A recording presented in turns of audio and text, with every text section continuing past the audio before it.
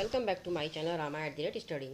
Friends, आज के इस वीडियो में हम साइंस से कुछ इंपॉर्टेंट क्वेश्चंस को डिस्कस करने वाले हैं जो कि आपके ग्रुप डी एग्ज़ाम के साथ साथ सभी कॉम्पिटेटिव एग्ज़ाम्स के लिए मोस्ट इंपॉर्टेंट है।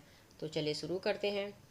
आज का हमारा पहला क्वेश्चन है, निम्न में से किस पौधे में आवरण रहित बीज पाए जाते हैं? चारा, फुनेरिया, मार्सेलिया या फिर देवदार, किन में पाए जाते हैं आवरण रहित बीज? तो इसका राइट आंसर है ऑप्शन सी, मार्सेलिया। मार्सेलिया जो पौधा होता है उसमें आवरण रहित बीज पाए जाते हैं। नेक्स्ट है हमारा, कौन सी बीज नग्न बीजी होते हैं? पाइनस, नींबू, गाजर या फिर गेहूं, कौन सा होता है? तो इस जो नग्न बीजी बीज होते हैं वो है पाइनस। पाइनस जो एक प्रकार का नग्न बीजी है। नेक्स्ट है, कौन सा समूह अनावृत बीज उत्पन्न करता है? थैलोफाइटा, ब्रायोफाइटा, आवृत बीजी या फिर अनावृत बीजी, कौन सा? तो इसका राइट आंसर है ऑप्शन डी, अनावृत बीजी। नेक्स्ट है, अच्छी तरह से विभेदित प्रजनन ऊतकों के साथ पौधे जो अंततः बीज बनाते हैं क्या कहलाते हैं? टेरिडोफाइटा, थैलोफाइटा, फेनरोगम या फिर क्रिप्टोगम, क्या कहलाते हैं? तो इसका राइट आंसर है ऑप्शन सी, फेनरोगम।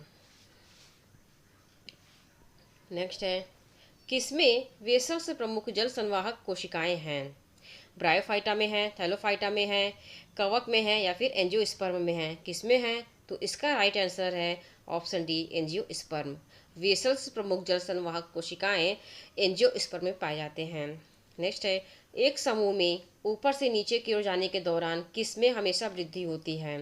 धात्विक गुण, ऑक्सीकरण क्षमता, विद्युत ऋणात्मकता या फिर कम होने की प्रवृत्ति, किसमें होती है? तो इसका राइट आंसर है ऑप्शन ए, धात्विक गुण।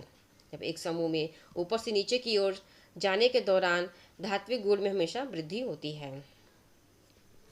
नेक्स्ट है, एक समूह में संयोजी इलेक्ट्रॉनों की संख्या क्या है? समान रहती है, घटती रहती है या फिर निर्धारित नहीं किया जा सकता या फिर बढ़ता है, क्या होता है? तो इसका राइट आंसर है ऑप्शन ए, समान रहती है। एक समूह में संयोजी इलेक्ट्रॉनों की संख्या समान रहती है। नेक्स्ट है, किसकी सतह वृद्धि के कारण किसी समूह में परमाणु त्रिज्या में वृद्धि होती है? केंद्रक, न्यूट्रॉन सेल, इलेक्ट्रॉन सेल या फिर प्रोटॉन सेल, क्या किसके कारण होती है? तो इसका राइट आंसर है option C, electron cell. Electron cell की वृद्धि के कारण किसी समूह में परमाणु त्रिज्या में वृद्धि होती है। नेक्स्ट है, उच्चतम प्रथम आयनीकरण क्षमता वाला तत्व कौन सा है? बोरॉन, कार्बन, नाइट्रोजन या फिर ऑक्सीजन, कौन सा है? तो इसका राइट आंसर है ऑप्शन सी, नाइट्रोजन। नाइट्रोजन उच्चतम प्रथम आयनीकरण क्षमता वाला तत्व है। नेक्स्ट है, किसी विस्फोट के कारण समुद्र के तल पर बनाने वाली या बनने वाली लहरें किस प्रकार की होती हैं? अनुप्रस्थ तरंग होती हैं, अनुदैर्ध्य तरंग होती हैं या फिर दोनों होती हैं या फिर स्थिर होती हैं, किस प्रकार की तरंगें होती हैं? तो इसका राइट आंसर है ऑप्शन बी, अनुदैर्ध्य। किसी विस्फोट के कारण जो समुद्र तल के ऊपर जो लहरें बनती हैं वे अनुदैर्ध्य प्रकार की तरंग होती हैं। नेक्स्ट है, निम्न में से कौन अनुप्रस्थ तरंग नहीं है? प्रकाश, रेडियो तरंग, विद्युत चुम्बकीय तरंग या फिर ध्वनि तरंग, क्या है? तो इसका राइट आंसर है ऑप्शन डी, ध्वनि तरंग एक प्रकार की अनुप्रस्थ तरंग नहीं है। नेक्स्ट है, घुटने के ऊपर की हड्डी को किस रूप में जाना जाता है? पटेला, रेडियस, क्लाविकल या फिर कोई नहीं, किस रूप में जाना जाता है? तो जो घुटने के ऊपर की हड्डी होती है उसे पटेला कहा जाता है, उसे पटेला के रूप में जाना जाता है। नेक्स्ट है, टर्नर सिंड्रोम किससे संबंधित है? महिला से, आदमी से, पौधे से या फिर जानवर से, किससे संबंधित है? तो ये जो टर्नर सिंड्रोम है यह ऑप्शन ए, महिला से संबंधित है। नेक्स्ट है, पारिस्थितिकी तंत्र की अवधारणा को किसने परिभाषित किया है? Arthur Tansley, Raymond Lindeman, Charles Elton या फिर कोई नहीं। तो इसका राइट आंसर है ऑप्शन ए, आर्थर ट्रांसले ने पारिस्थितिकी तंत्र की अवधारणा को परिभाषित किया है। नेक्स्ट है, महिलाओं की नसबंदी को क्या कहा जाता है? वैक्सेक्टोमी, ट्यूबेक्टोमी, न्यूरेक्टोमी या फिर साइकेडेमी, क्या कहा जाता है? तो जो महिलाओं की नसबंदी होती है इसे ट्यूबेक्टोमी कहा जाता है, option B is right answer. और जो पुरुषों की नसबंदी होती है उसे वैसेक्टोमी कहा जाता है, ऑप्शन ए पुरुषों के लिए है और ऑप्शन बी महिलाओं के लिए है। निम्न में से कौन खनिज अम्ल है? लैक्टिक अम्ल, फार्मिक अम्ल, टार्टरिक अम्ल या फिर हाइड्रोक्लोरिक अम्ल, कौन सा है जो खनिज अम्ल है? तो इसका राइट आंसर है ऑप्शन डी, हाइड्रोक्लोरिक अम्ल एक प्रकार का खनिज अम्ल है। नेक्स्ट है, कंप्यूटर के किस भाग को तंत्रिका केंद्र कहा जाता है? सॉफ्टवेयर, हार्डवेयर, कंट्रोल यूनिट या फिर प्रोग्राम, किसे कहा जाता है?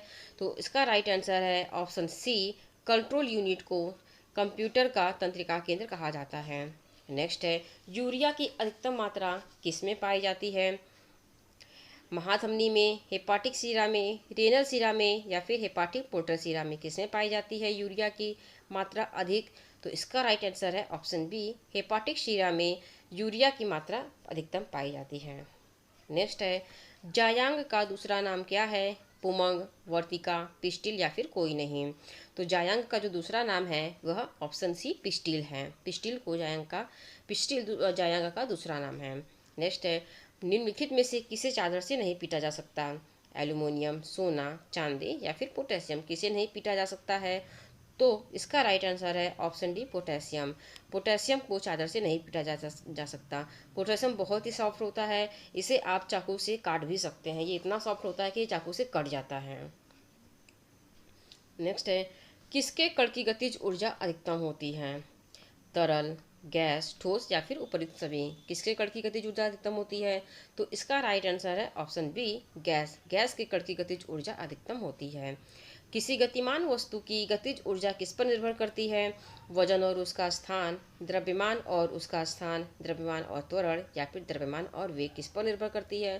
तो जो किसी वस्तु की गतिमान वस्तु की गतिज ऊर्जा है वह द्रव्यमान और वेग पर निर्भर करती है। Option D is right answer, द्रव्यमान और वेग। नेक्स्ट है, गैर संवहनी भ्रूण कोष को किस रूप में जाना जाता है? टेरिडोफाइट्स, शैवाल, ब्रायोफाइट्स या फिर जिम्नोस्पर्म, इसमें किस रूप में जाना जाता है? तो इसका राइट आंसर है ऑप्शन सी, ब्रायोफाइट्स। ब्रायोफाइट्स को गैर संवहनीय भ्रूण कोष के रूप में भी जाना जाता है। नेक्स्ट है, निम्न में से कौन एक रेडियोधर्मी तत्व नहीं है? प्लूटोनियम, टाइटेनियम, यूरेनियम या फिर थोरियम, कौन सा नहीं है? तो इसका राइट आंसर है ऑप्शन डी, थोरियम। थोरियम एक रेडियोधर्मी तत्व नहीं है। नेक्स्ट है, पोलोनियम की खोज किसने की है? मैरी क्यूरी ने, जे थॉमस ने, जेम्स चैडविक ने या फिर किसी ने नहीं। तो पोलोनियम की खोज मैरी क्यूरी ने की है। Option A is right answer. और जे थॉमस ने इलेक्ट्रॉन की खोज की है। किसकी खोज की है? तो इलेक्ट्रॉन की खोज जे थॉमस ने की है, आपको ये भी याद रखना है। और जेम्स चैडविक ने न्यूट्रॉन की खोज की है। न्यूट्रॉन की खोज जेम्स चैडविक ने की है। जे थॉमस ने इलेक्ट्रॉन की खोज की है और जेम्स चैडविक ने न्यूट्रॉन की खोज की है। निम्न में से कौन मकड़ियों का अध्ययन है? आर्किनोलॉजी, एंथ्रोपोलॉजी, एपियोलॉजी या फिर सिनोलॉजी, कौन सा है? तो इसका राइट आंसर है ऑप्शन ए, आर्किनोलॉजी। मकड़ियों का अध्ययन आर्किनोलॉजी के अंतर्गत किया जाता है। और ये जो एंथ्रोपोलॉजी है इसमें मानव का अध्ययन किया जाता है। और ये है एपियोलॉजी, इसमें मधुमक्खी मीन्स कि जो हनी बी होते हैं उसका अध्ययन किया जाता है। और नेक्स्ट है सिनोलॉजी। सिनोलॉजी में जो चाइनीज भाषा होते हैं, चाइनीज हिस्ट्री होते हैं, चाइनीज पॉलिटिक्स होते हैं, उसका अध्ययन किया जाता है। जो चाइनीज से रिलेटेड होते हैं उनका अध्ययन सिनोलॉजी में किया जाता है। नेक्स्ट है, बार किसकी इकाई है? दबाव, बल, ऊर्जा या फिर आवृत्ति, किसकी इकाई है? तो इसका राइट आंसर है ऑप्शन ए, दबाव। दबाव इसका राइट आंसर है, इसकी बार दबाव की इकाई है। फ्रेंड्स, आज के लिए इतना ही। ये रहे आपके वो साइंस के क्वेश्चन जो मोस्ट इंपॉर्टेंट है और आपके ग्रुप डी एग्ज़ाम के साथ साथ सभी कॉम्पिटिटिव एग्ज़ाम में पूछे जा सकते हैं। मिलते हैं अगले वीडियो में एक नए टॉपिक के साथ। वीडियो अगर अच्छी लगी हो तो चैनल को सब्सक्राइब कर दीजिए, लाइक और शेयर भी कर दीजिए। Thank you.